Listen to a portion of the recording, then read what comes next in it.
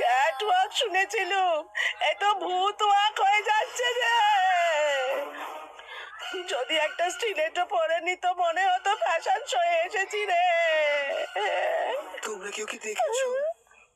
মনে হচ্ছে এই কথাটা আমি আগে শুনেছি। নমস্কার। নমস্কার। নমস্কার। নমস্কার। নমস্কার। নমস্কার, আমার সঙ্গে কি দরকার? নমস্কার। আরে আমি তোমাকে আমার প্রাণের থেকেও বেশি ভালোবাসি।